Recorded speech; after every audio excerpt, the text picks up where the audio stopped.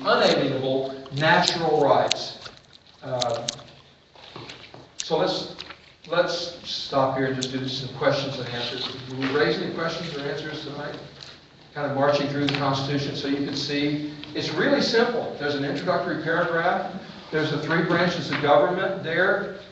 And then you've got state-to-state relations with full faith and credit and privileges and immunities clauses. And then you've got the amendment process, 1 paragraph, how to amend, supremacy clause, the U.S. Constitution, and treaties and laws passed by Congress that are constitutional are the supreme law of the land. The UN Charter, I repeat, is not constitutional because it puts the United Nations above us. One of the things we agree to is we'll never go to war without the approval of the United Nations. Well, that's unconstitutional. But we've kept our word. We've never had a declared war, at least since World War II, after we passed the sign that. Yes? I'd say the preamble that says we the people of the United States of America has been grossly misinterpreted by the courts. Because John Marshall and Joseph Story says that proves that it was done by the people as a whole. The reason that was done is because Governor Morris, when he was chairman of the Committee of Detail, the Committee of the Whole sent to him to have it revised, make sure all the T's were dotted and I's were crossed. And he said, well, the agreement with 9 states would bring us about a new Constitution. Right. And we don't know which 9 states. So instead of saying we the people of New York, of the 9 states, or whoever. We the people of the United States. Yeah, and others said some other things too. You'll hear Madison in the movie that we see next time saying, I really like the part that says we the people, because he was really big on, he wanted this whole, the whole legislative branch proportional to representation. It almost killed the convention. You'll see that there's the great issue of the convention, proportional representation versus equal, as it had been among this, just each state had an equal vote. So we compromised with the Senate and the House, but he liked that. And all the great guys did. George Washington, James Madison, Ben Franklin, Governor Randolph, George Mason. You can't hardly name ones that you and I recognize. We were not in favor of that. It almost ruined, we almost didn't get our Constitution passed until they finally saw the light and with some divine intervention. But that interpretation takes power away from the states. Article 7 says that the Constitution is ratified between the states. So by 9 of the 13 states. Well, yeah, it says when ratified by 9, between the new Constitution will be between the states. It's not a national government per se, it's a confederation where the states have the control, in my mind. And by the way, not everybody has everything. We don't all have exactly everything in our minds together. And apparently the Founding Fathers were the same way. Some of them had the idea, that it was just we the people. That was Madison and George Washington. And others had the idea that it's the states. These are the sovereign states and so on. And I don't know what to say about that, except I think you're right, and so were they, to some extent, yes. Out of the 3 branches, Christine Hall makes the argument that the legislative is the most powerful. Well, they're the ones that make the laws, but the whole... And control the purse strings, right? Yeah, the House of Representatives is supposed to control the purse string. And they're the most direct contact with us.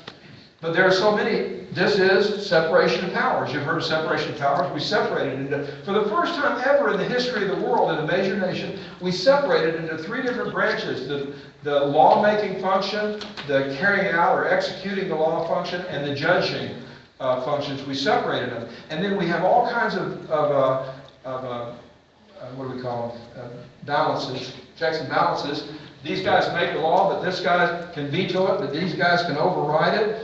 And these guys can impeach and convict these guys, and the heads of deals, and they can impeach and convict themselves. But this guy can say something he does is unconstitutional, strike it down. But this guy can nominate, chooses the Supreme Court justices. There are hundreds of balances, checks and balances between those, because we didn't want to concentrate power into one king, one national entity. And we didn't want popular vote for U.S. senators. We wanted that to be closer to the people, of course. Well, we haven't gotten to that yet, but that's what happened. And the original, most Americans don't understand the 17th Amendment. They don't understand the original. So let's talk about it for 60 seconds. if we were reading in Article 1, that's about the legislative, and you're reading about the senators, it said the senators, you'll see the part where it was changed by the 17th Amendment, but it said the senators were chosen by the state legislators. But then in the 17th Amendment, which was passed in 1913, same time I think as the federal income tax, they said that we would have popular election of U.S. senators. The U.S. Senate went from being the most conservative body. Why were they conservative? Because they were chosen by the state legislatures. They had to focus on protecting their state. They were really looking at states' rights. All of a sudden, they represent 30 million people here in Texas, or a few million, 23. A big state. They didn't have to worry about the legislature. They just had to worry about keeping their citizens satisfied. Most of the citizens didn't know. We have the congressional ratings lower now than it's at 10% or 9% congressional approving ratings, and yet we re-elect House members at a 95% rate and senators at a 93% rate. It doesn't make any sense at all, except that there's a bunch of bad guys out there in Congress, but our guy is, maybe it's son of a gun, but it's our son of a gun. And make sure everyone understands, next week it's going to be longer than an hour. It's going to be very enjoyable. We're going to watch A More Perfect Union. It's 111 minutes, so it's going to be a 2-hour thing. We're going to start it right at the very beginning. I'm going to try not to stop the movie, and I maybe just shout out a 2-second deal here or there. But it's the making of the Constitution. Today we marched through kind of just the structure of the Constitution and set up what we're going to do for 2 or 3 weeks after next week. But next week, we're going to go through the Constitutional Convention. You're going to get, I think, a good feel for the spirit of the Constitutional Convention, the compromises that ended up taking place, and the miracle that This is a great class to bring younger people to. It would be a great, because it's so well dramatized. And of course, all your family and friends and neighbors. Let's fill this place up. It's a great movie. In fact, I bought a whole bunch of copies of the others, and if you want them, you can have them for $1 a piece. It's a 1995 deal, but we got from the National Center of Constitutional Studies. They give out $130,000 a year to schools to use for free if they want to. And so we... Anyway, we'll Those lessons are good on that.